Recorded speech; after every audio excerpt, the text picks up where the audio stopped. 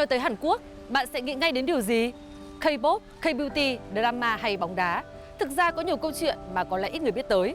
Ví dụ như câu chuyện lý thú mà tôi sẽ kể ngay sau đây. Ngày xưa, người Hàn Quốc và người Việt Nam đã được kết nối bởi huyết thống. Và câu chuyện bắt đầu từ một ngôi làng nhỏ có tên là Bông Hoa.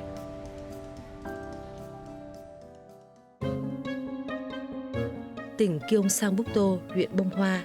Bông Hoa là vùng đất được dãy núi Baekdu-Dekhan bao bọc, còn được ví là xương sống của bán đảo Triều Tiên.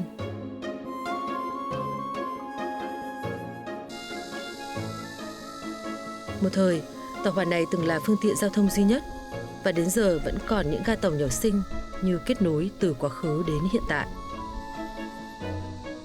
Ga Buncheon, đây là địa danh tham quan nổi tiếng thường được nhiều người tìm đến mỗi khi đông về. Những món đồ Giáng sinh được trang trí giữa mùa hè mang lại một sắc màu vừa mới lạ vừa thân quen. Khi mùa đông đến, nơi đây sẽ mang dáng vẻ như thế nào nhỉ? Thoáng nghĩ thôi đã thấy háo hức mong chờ rồi. Tôi là nhà báo. Tôi không ngừng nghỉ chạy theo những tin tức không ngừng đổ về từ khắp nơi trên thế giới, sống những ngày tháng bận rộn đuổi theo thời gian. Suốt 20 năm qua, thay vì có thời gian chờ đợi điều gì đó, thì gần như lúc nào cũng là những ngày mà công việc cuốn tôi đi. Có phải vì vậy mà chờ đợi ở ga tàu tĩnh lặng này là cái gì đó tuy lạ lẫm nhưng lại mang đến điều đặc biệt.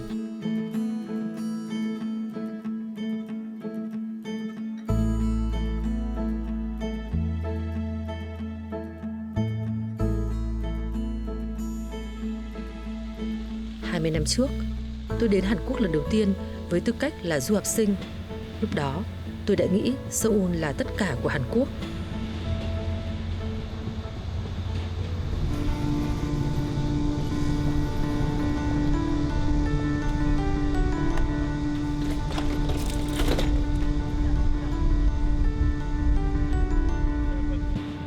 Chuyến du lịch lần này có lẽ là dịp giúp tôi gặp lại một Hàn Quốc mà trước kia tôi chưa kịp nhìn thấy. Toa tàu vắng vẻ, hoàn toàn khác với nhịp sống hối hả của thành thị. Thời gian ở Bông Hoa trôi một cách chậm rãi. Bên ngoài cửa sổ là hình ảnh những sườn núi và những con suối chảy dọc bên sườn núi. Nhịp điệu tĩnh lặng của thiên nhiên, thứ mà tôi dường như đã lãng quên khi sống ở thành phố.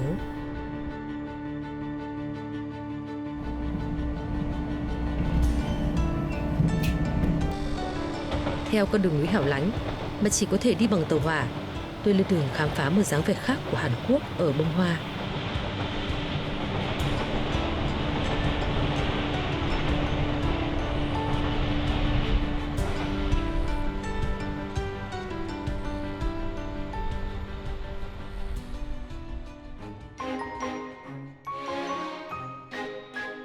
Hiện ở Bông Hoa có hơn 30.000 người sinh sống. Và khắp mọi nơi, cuộc sống của các thế hệ nối tiếp nhau, hòa quyện cùng thiên nhiên, tạo nên một khung cảnh yên bình.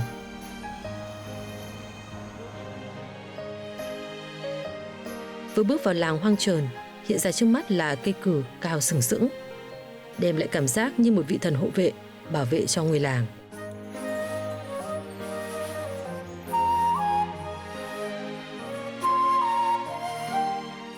Cây cử 320 năm tuổi này đã sống cùng lịch sử của ngôi làng, nơi bắt đầu của dòng họ Kim từ Uiseong.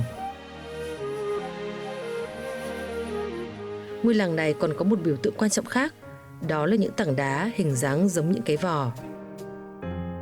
Mấy tảng đá này được gọi là đá gạo, đá chữ, đá rượu, biểu tượng của sung túc, học vấn và phong lưu. Có ý nghĩa gì vậy?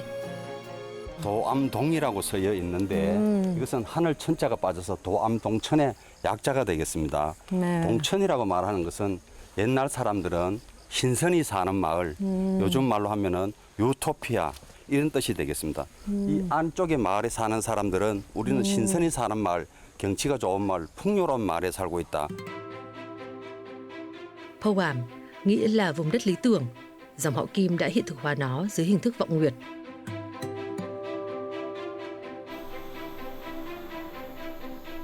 Hoa sen nở rộ, làm cho cảm giác đình Poam trở nên thân quen hơn.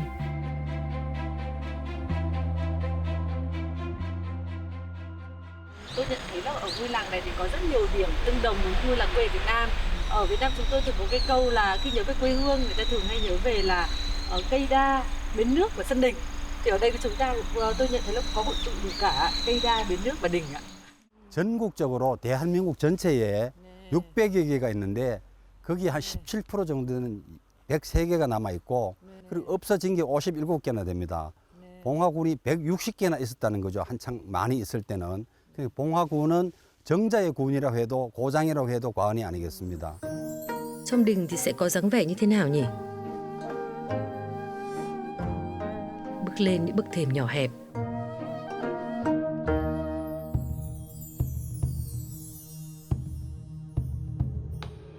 Hơi thở của những cây cổ thụ khẽ chạm đầu mũi tôi.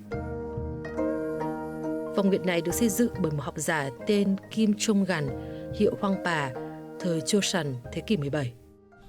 방문 한번 열어보시죠. 이 안에서 불을 떼고 해서 사람들이 여기서 앉아 있으면서 대화도 나누고 공부도 하고 하는 그런 공간이 되겠습니다.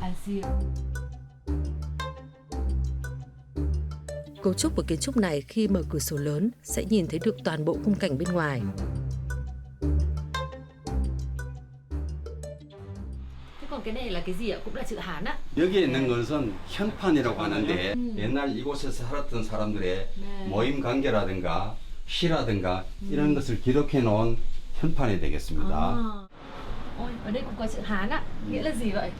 연비의약이라는 뜻으로 사람은 자연의 섭리에 따라서 자연에서 자연스럽게 살아가기를 바라는 그런 뜻을 담고 있는 연비의학이라고 하고 Lời dân dạy rất là bổ ích. Thuận theo tự nhiên.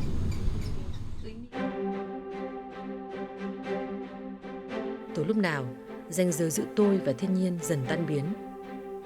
Tại bông hoa vẫn còn tồn tại văn hóa vọng nguyệt, đó là triết lý không chế ngự mà sống hòa hợp với thiên nhiên. Còn tại ngôi làng Changpyeong không xa, nơi tập trung dòng họ Lý Hoa Sơn. Nơi đây có một ngôi nhà cổ. Đây là miếu thờ bài vị tướng Lee Chang-pan, vị tướng đã hy sinh anh dũng ở tuổi 19 trong cuộc chiến Nhật Triều.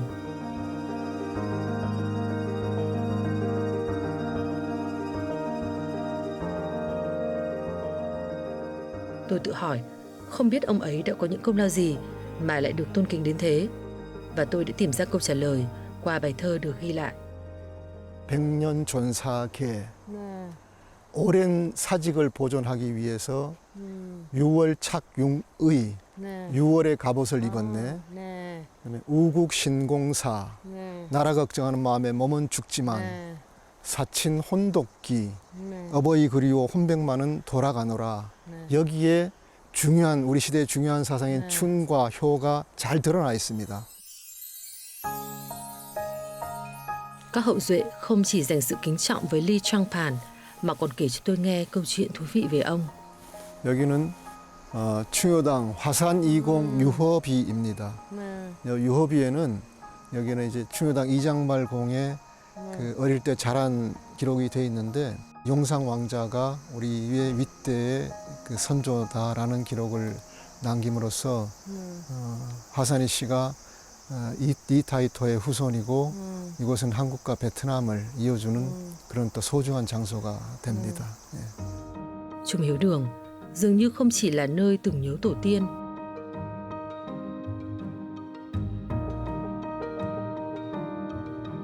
Lý Lộc Tường là con trai của vua thứ 6 triều Lý.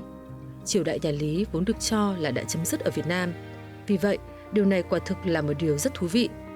Không ngờ chúng tôi lại được nghe những câu chuyện về tổ tiên ở một đất nước xa xôi.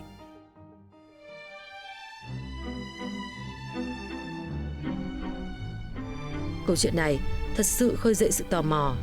Phải chăng còn có câu chuyện gì phía sau?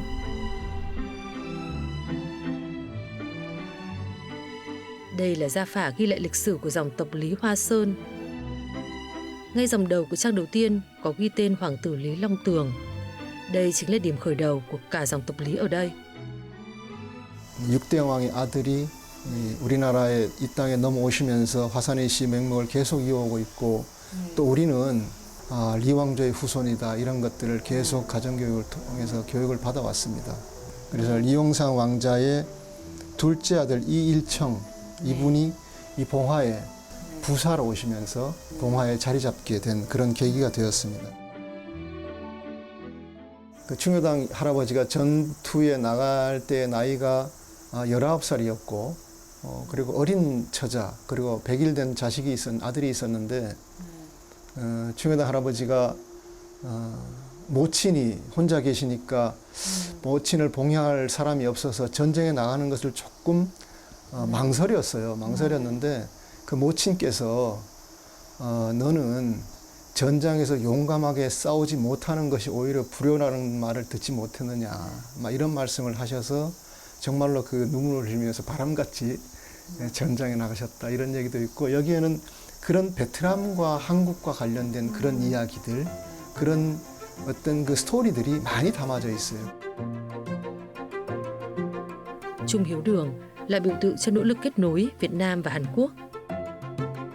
저기 뒤에 보면은 이 화반에 그 연꽃을 문양함으로써 한국과 베트남을 이어주는 아주 소중한 장소고 그때 당시에도 그런 의미를 찾았다고 볼 수 있습니다.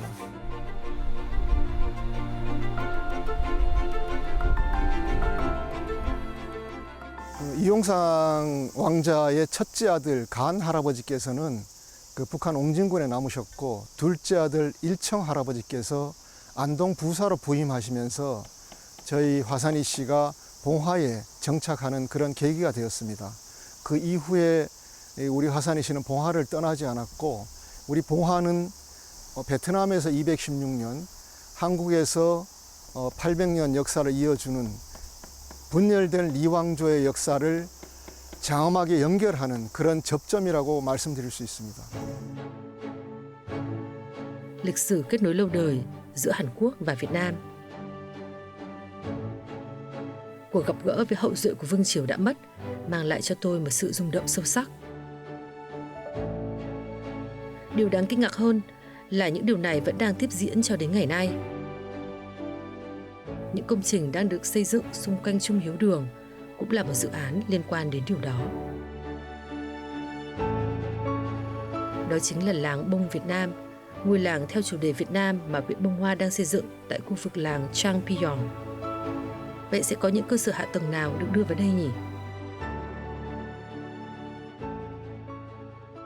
다문화 커뮤니케이션 센터 조성, 주거, 교육, 기반 마련 등 실질적인 이주민 지원 정책이 병행되면서 지역 주민들도 베트남 밸리 사업을 단순한 이벤트성 관광 프로젝트가 아니라 지역과 상생하는 포용적 모델로 받아들이고 있습니다.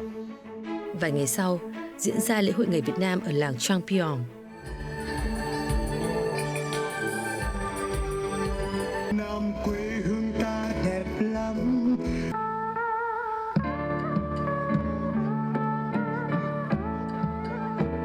Lần này có sự tham gia của các quan chức chính phủ Việt Nam.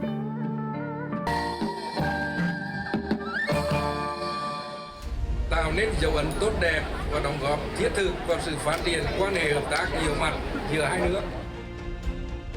Việc thúc đẩy giao lưu giữa hai quốc gia không chỉ là mối quan tâm lớn của người dân địa phương mà còn ở cấp quốc gia. 기와가 지붕 위로 올라가고 있습니다. 리 왕조 후손들이 봉화에 정착했던 역사적 연대는 단순한 성장을 넘어 지금 우리가 베트남과 새로운 교류를 시작할 수 있는 강력한 기반이 됩니다. 의회는 이 사업이 단기적 흥행에 그치는 것이 아니라 지역 경제 활성화의 다문화 시대의 통합, 국제 교류 확대라는 지속 가능한 가치를 지닌 사업이라고 판단하고 있습니다. Điểm nhấn của chương trình chính là lễ khánh thành tượng đồng vua Lý Thái Tổ.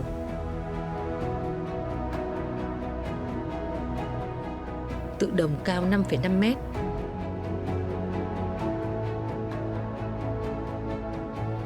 Đây là phiên bản thu nhỏ của tượng Lý Thái Tổ gần Hồ Hoàn Kiếm, Hà Nội. Được nhìn thấy tượng Lý Thái Tổ tại đây, Bông Hoa, một nơi cách xa 3.000 km, thật là một tâm trạng đặc biệt.